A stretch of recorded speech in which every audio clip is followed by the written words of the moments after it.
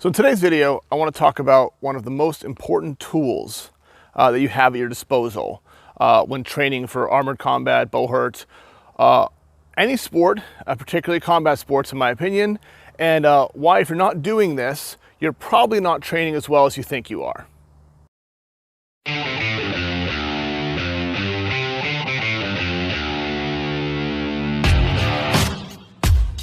That tool is a pen.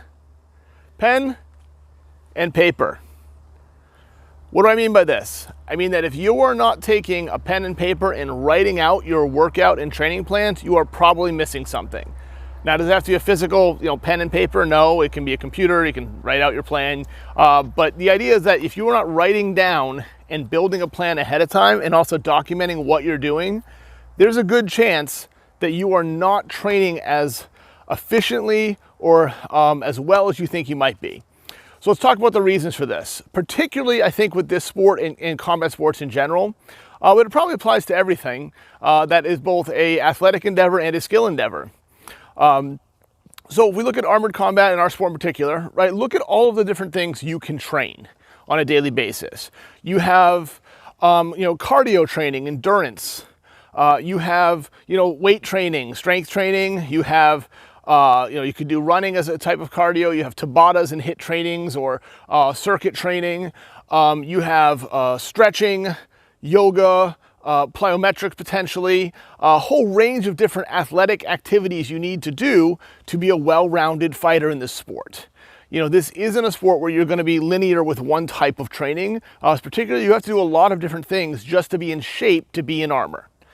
Then on top of that, we're going to look at the skills training. These are just off the top of my head. There's plenty more, but there's weapon skills. When we talk weapon skills, there's lots of weapons. There's sword and shield.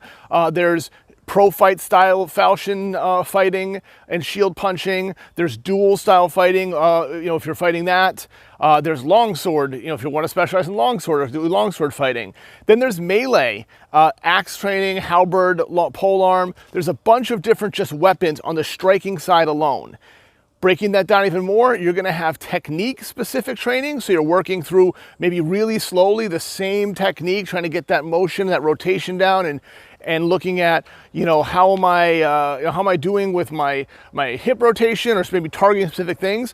There's going to be just kind of like pow work, shadow boxing, 1 minute rounds of shadow boxing, 2 minute round of shadow boxing, where you're just striking continuously and moving and working on being able to fight and tie those techniques together.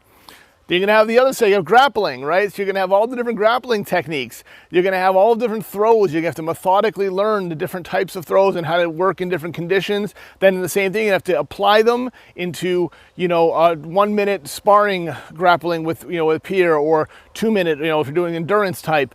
So you're going to have, just on those like little bits alone, that's a ton of different things that you have to build into your workout plan. Then there's teamwork, obviously, as well. So team training, if you're fighting with a team, so you're going to have to work on teamwork and other things like that. But that's a ton. And if you're not writing out a plan, you're very likely to be neglecting a certain area that you might need more of. So for me, I wrote my plan for this month. And I have different, workout days. I have some days that are more strength focused. I have team days. I have Tabata days. I have all different ones. And even after writing it out, after doing it for a couple weeks this week, I was like, man, I realized that somehow I left out a lot of core work, right? So I, just in my writing out my plan, I built it out. I said, I didn't just do a lot. I did a lot of leg stuff. I have arm stuff. I have team stuff. But just like in that build, somehow I forgot to add in kind of core work as part of the plan. So I got to go back and revisit and say, all right, I got to re-edit that. Next couple weeks, I'm going to add those in and make sure that becomes part of the training, right? You can do this as specific as you want, and probably the more detailed, the better. For me, what I tend to do is a month-long calendar and write the type of workout on it. And then I try to, a couple days ahead or the week ahead, plan out the week specifically what workouts I'm going to do. If they're my own, if I'm going to a class, obviously I just write down, I'm going to the class, I'll train at the class. So this, helps me identify gaps. Something that kind of falls by the wayside for some people is pow work and striking. They get caught up on like, I'm going to be doing a lot of grappling right now and this, I'm working the skill, and you kind of forget or to work on certain things. By writing it out, it helps you find those gaps. So I think it's vital. I think if you're not writing out your plan, you're just going day by day, you're going to find that you're going to neglect things that you don't even realize that you're missing. Another reason is accountability. It is hard to train consistently, especially for a hobby. You know, none of us are getting paid to do this for a living, right? It's all for fun, and life gets in the way, and you have days that you don't want to do it, or you have things that, you know, come up, and you say, I'll skip it today, I'll go back to it tomorrow. At least for me, it's a lot harder to skip that when I've made that plan and I've got something to say, no, I said I was going to do this today, I'm going to go do it, right? So that's really important. You'll also find that, you know, maybe, at least for me, I find my own mental weakness areas. So what are the workouts that I'll write down and I'll go, oh, you know what? I really don't have time for that today. I'll move it, because you know that does happen. You may have to actually make adjustments. You may have a day where, you know, something comes up and you go, I had an hour and a half put aside for workout, and there's, you know, I got a family emergency happen, or, you know, I got work schedule changed and I couldn't fit in then, so I had to shift it for something else. You know, where do I find it more comfortable to do that? And for me, like personally, and I don't think it's a surprise for anyone who knows me, like yoga and stretching seems to be the thing that will get neglected if anything gets neglected. It's the easiest one for me to drop. So if I said, okay, today I'm going to do, you know, weight training, and I'm going to do power work, and I'm going to do yoga, and man, I only had time for 2 of those, guess which 2 were going to happen? Anyone that's not yoga or stretching, because I'm just not good at that and I hate doing it, right? But by putting it down the paper, it holds me accountable. I go, you know what? Man, I did skip it 2 weeks ago. I'm not going to skip it in this week. I'm not going to do that, because I'm going to have that and help me understand where I'm standing and what I'm doing. So if you're not writing down your workouts and building a plan, I think that frankly, you're not really building a strategy to get better. You're just going with the flow of whatever either you're comfortable with or what someone else is telling you to do, and just kind of going along. And you will find that there's areas that get neglected. So I can't stress it enough. I don't think it's rocket science. I think any athletic coach, trainer I've ever known or talked to or worked with, every sport I've done has told me that you need to have a strategy, right? I think with this sport, as well as other kind of niche sports, you know, if you're on a high school basketball team, your coach is going to often build that plan for you, right? They're going to come and say, here's what we're doing. We practice 5 days a week. Here's our drills. Here's our plays, whatever. And I want you to go home and do these workouts. And it's not on you to both be the athlete and the one who is one training and building the plan. So in this case, we have to do both. We have to be accountable for our own development if we want to get better at a sport that has such a range of activities. So I'd love to hear from you too. What do you build for a plan? What do you do for a plan? What's your strategy? You know, when you find a gap or a weakness, how do you address it? I know for me, the other thing that writing out a plan does is help me decide what to add to my home workout setup, right? So if I find that, okay, these are the skills I want to train, and these are the exercises I want to do, and these things I need to do, I can go, okay, well, you know what? I really can't do that well with, I'll say something simple, without a PEL, right? I go, you know, I do PEL work when I go to the hall, but I should be doing it more days a week. I can't. Well, that's going to be on my list of things to build, buy, steal, borrow, whatever, right?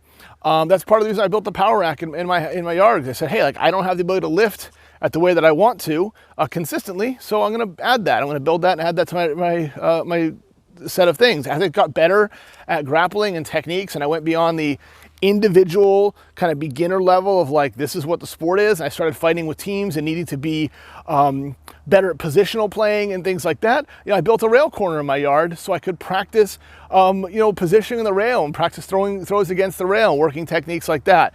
So I think that, you know, the more defined you can be with your strategy, the more likely you are to find areas that you need to improve on, and also areas that you may be doing well on that you want to drop and say, you know what, I don't need to do this activity right now as consistently as I was because I've kind of moved beyond it, or I've met the expectation for where I want to be.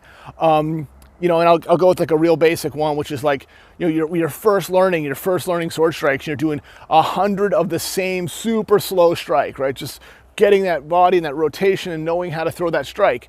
Well, I don't do that anymore. That's not on my plan. That's now gone. I used to do that all the time, and now I go, okay, if I'm going to do PEL work, I'm either work on a more complex combo that I've been trying to learn, or I'm going to do shadow boxing, because that's kind of where I feel I'm at. Yeah, so take the time, write out a plan, document what you do, and then also, you know, I'm not as consistent with this, but I do it with lifting. I don't do it as well with like circuit training and stuff, but document how you did. So if your goal was, you know, you did circuit training, you write all the exercises, and you should write down, ideally, how you did in each activity so you can keep track and see if you're improving. I mean, I think that's like next level, and there comes to a point where it's, you know, paralysis by analysis. So too much work and too much paperwork, I think, at least for me, will slow me down. Other people are much more analytical and love that. But I really think that if you're not starting at that beginning foundation of saying, hey, like I'm gonna be accountable to what I do, I'm gonna build myself a plan, and I'm gonna hold myself to it, then really, you know, you're just hoping you get better. And I don't want anyone out there to hope to get better. I want everyone out there to train and get better. And I hope these videos help you with that. So if you have questions, thoughts, other things like that, like, subscribe, follow, wonderful stuff. Check out the web store down below. Get some cool Woodchuck Night stuff. If you click on the top right of the website, you can also get Nightmares gear, and I think Banshees gear is either up there or showing up soon for some of the other local New England teams. We're trying to get more of their stuff up as well, and all the team stuff sells at cost. We're just trying to get their gear out there for them, and then my stuff gives me a little bit of profit, so hopefully I can get more equipment and buy better camera stuff and make more videos for all of you. Again, I'm Woodchuck Knight. Thanks for watching. I hope you have a great day, and let me know what you're doing for your training program.